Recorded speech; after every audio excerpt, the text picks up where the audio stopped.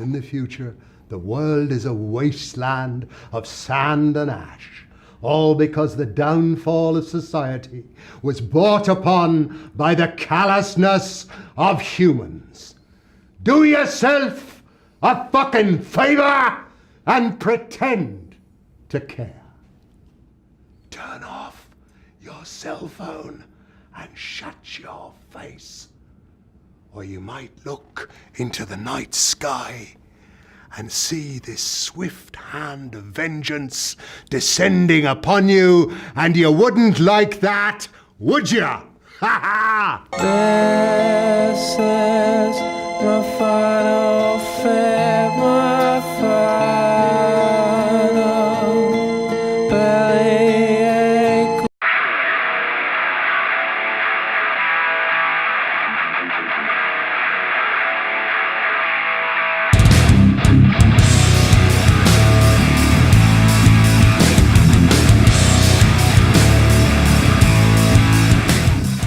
Peyton Reed, who directed the original Ant-Man film, returns to direct Ant-Man and the Wasp, the 20th film in the Marvel Cinematic Universe. Returning to this sequel is Paul Rudd, Evangeline Lilly, Michael Pena, and Michael Douglas. Because of my experience with the first Ant-Man film, I wasn't expecting this to be a bigger film than the first Ant-Man film. I was expecting it to just be its own fun installment, just like the first.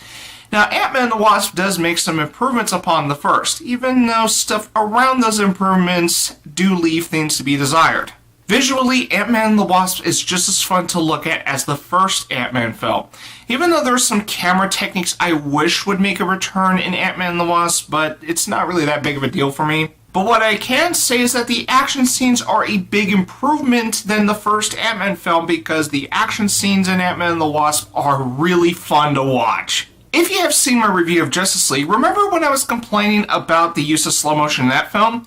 Look at Ant-Man and the Wasp. It only uses slow motion a few times. The Wasp dodging a knife? Pretty cool, right? The giant Hello Kitty Pez launching towards a biker? Pretty hilarious, right? There is also a really cool visual effect in Ant-Man and the Wasp, and if you have seen this film, you'll know exactly what I'm talking about. As for the acting, I loved Michael Douglas's performance, and I think it stands out more than his performance in the first Ant-Man film. But let's not kid ourselves, the actress that stole the show is Evangeline Lilly. Just seeing her as the Wasp kicking ass is definitely a highlight for Ant-Man and the Wasp. Now, Paul Rudd is great too in Ant-Man and the Wasp, but in terms of comedy, I don't think he was used to his potential thanks to the script. I say this because Scott Lang has been dumbed down in comparison to the previous appearances he has had in the Marvel Cinematic Universe. Whereas Hope, aka the Wasp, didn't have much to do in the first Ant-Man film while having a bigger role in Ant-Man and the Wasp, because she has a suit that she can use throughout Ant-Man and the Wasp. That was teased at the end of the first Ant-Man film.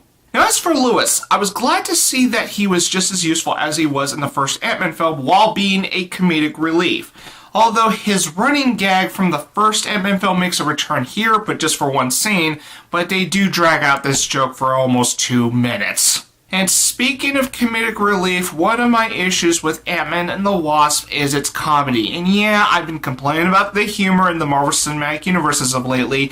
And you know what? I would have been fine with the comedy this time around, because the Ant-Man series of films is more lighthearted than the other series of films in the Marvel Cinematic Universe. So comedy actually works within the Ant-Man series. So why is it an issue here? Well, there's a lot of humor that really wasn't that funny. Although a few audience members in the auditorium I was in sure got a lot of laughs out of Ant-Man and the Wasp, but I just didn't find a lot of the jokes funny. The Marvel Cinematic Universe has been on a roll with villains this year. Killmonger in Black Panther, and Thanos in Avengers Infinity War. Unfortunately, this good streak ends with Ant-Man and the Wasp and the 2 villains it has in this film, Ghost and Walton Goggins' character. Walton Goggins' character is another douchebag in a suit in the Marvel Cinematic Universe, and he is completely forgettable in this film. Now, Ghost is actually a cool villain. The problem is there wasn't enough characterization for me to give a crap about her. One of my other major issues with Ant-Man and the Wasp is that it did have one moment of contrived plot convenience, which I won't delve into for this review because this is a spoiler-free review, and this would go into spoiler territory. But if you have seen Ant-Man and the Wasp, you might know what particular moment I'm talking about. Now, while I do think Ant-Man and the Wasp does have some fun moments in it, I do find this to be a weaker installment than the first Ant-Man film. My business with this film is done with, so I'm going to be shooting for a 6.5 out of 10 on Ant-Man and the Wasp. Coming soon, I'm going to be doing a ranking of the Marvel Cinematic Universe from Iron Man to Ant-Man and the Wasp. So until then, good day and good night.